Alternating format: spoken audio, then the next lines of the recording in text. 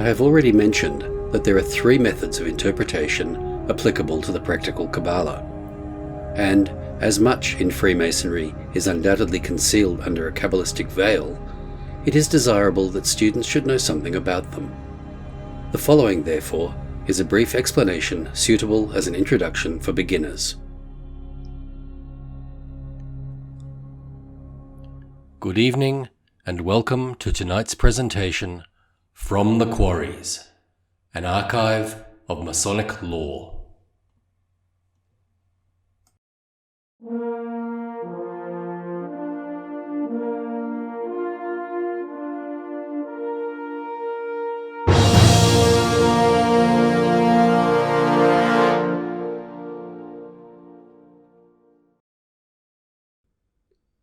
Gematria.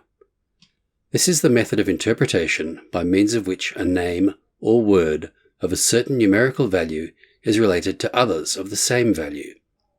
In this manner, numbers become associated with ideas. An example commonly given is M-Sh-Each, Messiah, which numerically is 358, which is also the numerical value of I-B-A-Sh-I-L-H, Shiloh shall come, in Genesis, chapter 49, verse 10. The letter value of Shin is 300, and this became an emblem of divinity, because Ruach Elohim, R-U-Ch-A-L-H-I-M, the Spirit of the Living God, is also 300 when interpreted numerically.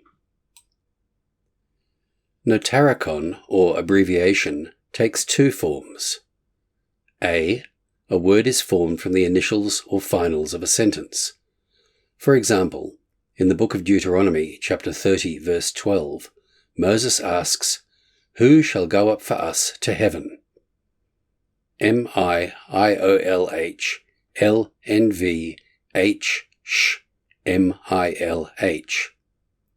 The initials spelling M-I-L-H, meaning circumcision, and the finals I-H-V-H, the holy name or tetragrammaton. For this reason, it is claimed that circumcision is a feature of the way to God in heaven. B is the reverse of this process. Tamura is more complicated, and it has led to a great variety of modes of interpretation. Many commonly used ciphers are based upon its permutations, and one example is that of writing half the alphabet, and under it the other half reversed, then substituting the English A for Z, the Hebrew A for T, and so on. Each such permutation has a name, the complete series being known as the combinations of Ziruf.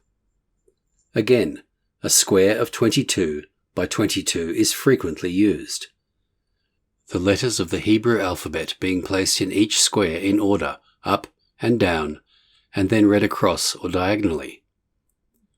The well-known Playfair cipher is based upon this principle, as is also the so-called Mark degree cipher, which is incidentally used in the Master Mason's tracing board. Other developments involve numerical expansions and contractions, and of these, the best known is probably the tetragrammaton, JHVH, expressed numerically as 26, or reduced to a digit of 8. JHVH in numbers is 10, 5, 6, 5, i.e. 26, which reduced is 2 plus 6, or 8. According to this method, the Holy One, blessed be his name, is recognized as a Trinity, because God Almighty, Al-Shaddai, is 3, 4, 5, which totals 12, and reduces to 3, a triad. Masonic students will not fail to notice the connection here with the Pythagorean 3, 4, 5 triangle, as a symbol of threefold deity. By repeating the tetragrammaton 4 times, the 3, 4, 5 triangle becomes an important glyph. One complete name is placed in the center, and the other three are mixed and divided into words of 3, 4, and 5, corresponding to the sides of the triangle, and reading HIH, HVVH, VIHIH. The whole reading Jehovah, that was, is, and is to be. It will not be possible within the limits of the present paper to describe the dogmatic Kabbalah in detail, and I must therefore confine myself to quoting from the 7 ideals of Kabbalism as these are summarized by Dr. Wynne Westcott. 1. God, the Holy One, the Supreme Incomprehensible One, Ein Sof, is not the direct creator of the world. Everything proceeded from the primordial source by successive emanations, each reaching a lower level than the preceding one. Hence, the universe is, in fact, God manifested, the last and farthest removed production being matter, which is therefore seen as that which is deprived of perfection. 2. All that is known or perceived is formed upon the type model of the Sephiroth. 3. Human souls have pre-existence in the higher worlds even before the origination of our world. 4. Before incarnation, they now dwell in the upper hall or treasury, wherein it is decided what body each shall enter. 5. Each soul, after spending its life or lives on earth, must undergo purification before it is ready to be reabsorbed into the infinite God. 6. One life on earth is seldom sufficient. 2 are necessary for almost all, and, if the second is a failure, a third is required, but the weak soul is linked to a stronger soul which acts as helper. 7. When all pro-existent souls which have incarnated on earth have reached perfection, the evil angels will also be raised to perfection, and all lives merged in the one life of deity by the kiss of love from the mouth of the Holy One, and the manifested universe will be no more, until it pleases the deity to revivify it by his divine fiat. There is, as I have previously stated, much more in the dogmatic Kabbalah than is evident from the foregoing, but we cannot in this place enlarge upon it, as this would necessitate a careful study of the divisions and appurtenances of the 4 worlds and many other technicalities. The doctrine of emanations alone, which involves a complete review of the Sephiroth and their links and offices, requires a detailed treatment quite outside the scope of a paper of this nature. To return to Freemasonry and the formation of the Premier Grand Lodge in the year 1717, although much is obscure, one thing at least is certain, namely that at this period the inner Christian tradition was given peculiar emphasis, being expressed under numerical and Kabbalistic veils. It is, for instance, significant to find that the number 888, which in the Greek Kabbalah is the number of the Christ manifest as Jesus, has some very curious connections with speculative Freemasonry. The title Entered Apprentice Mason is made up of 3 words, each of which adds up to 8, so that when a candidate becomes an entered apprentice, he appears, ipso facto, as a potential anointed one, or possible salvator. In order to become a Mason at all, he has, unknown to himself, to be in possession of a password leading to the entered apprentice degree, and each of the 2 forms in which this pass appears add up to 8, giving, with the newly made Mason himself, again 888. But we can go further, to something still more obvious, the very first working tool with which he is presented, A tool which summarizes his whole life on Earth and hereafter is the 21-inch gauge, divided in a thoroughly unpractical manner if you come to think of it, into 3 portions expressing the same mystic number of 888. The number 8 is, of course, definitely a number signifying matter, in contrast to 9 as the number of spirit. We may also note that the term 24-inch gauge, spelt out fully, adds up to 98, a combination of the numbers of spirit and matter, and it reduces to 17, which again is 8. The apron with which the candidate is invested is 10, and thus a symbol of the tetractys. But, as the lambskin, it appears as 27, the number of the perfect man, 72, reversed, reflected, or brought into manifestation, yet still reducing to the spiritual number of 9. A curious point arises in connection with the candidate's affirmation that the predominant wish of his heart is for light. Light is 29, reducing to 11. The word 3 spelt out is also 29 or 11. And the phrase 3 lesser lights gives 29, 24, and 30, reducing to 2, 6, and 3, which total 11. Great is also 24, and emblematical is 42, so that 3 great lights and 3 emblematical lights are each 11. Bible, square, and compasses, commuted separately, give 21, 27, and 29, a total of 77, or 7 multiplied by 11. White is associated with perfection of light, and also with the stones and the apron, and white is 11.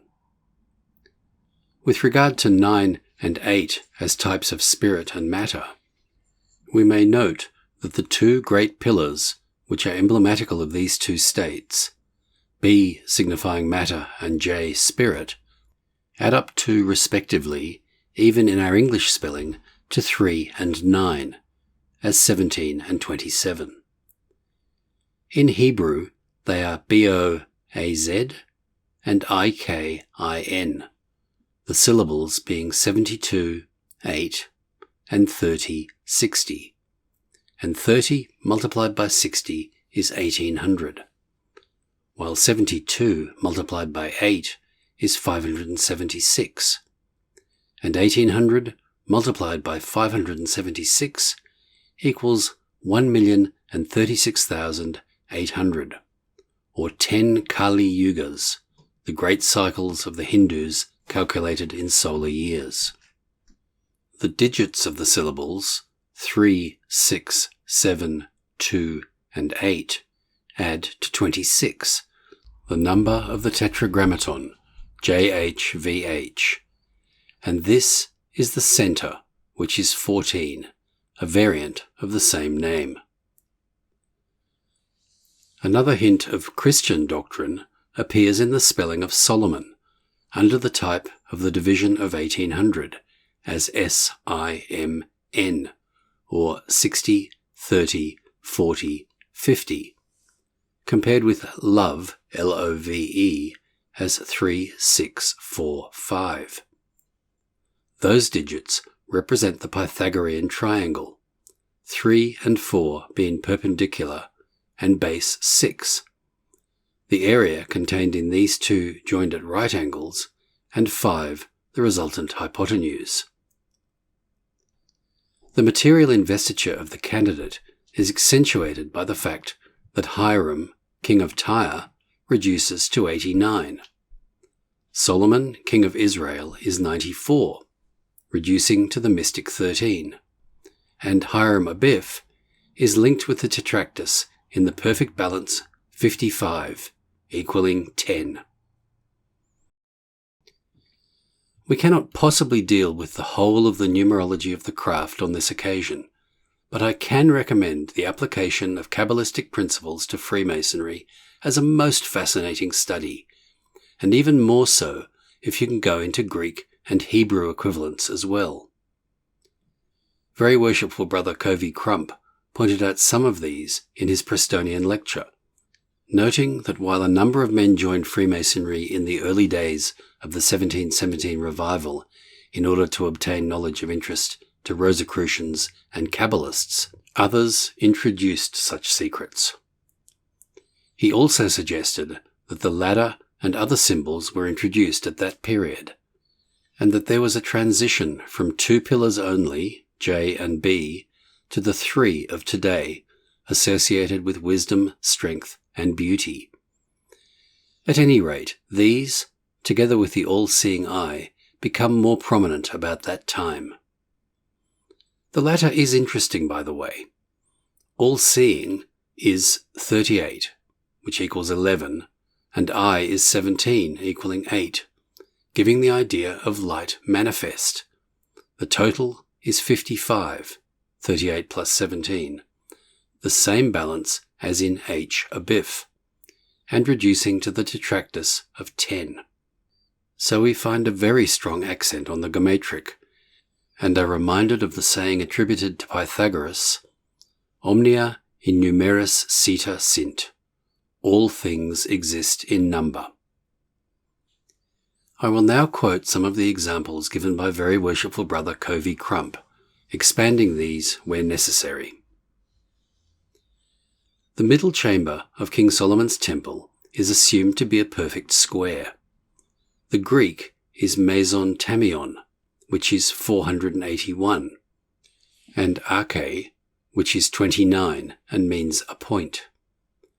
The Hebrew is zela tikkuna, which equals 676, and JHVH equals 25. Curiously enough, the English equivalent, the middle chamber of King Solomon's temple, works out at 169, a point which Covey Crump did not reach. The altar of incense, which used to stand in the middle of the lodge, and still does in some lodges, is a double cube. Jacob's ladder furnishes another example. The 3 named rungs are faith, hope, and charity, and faith and hope are 26 each, while charity is 39, i.e. 3 multiplied by 13.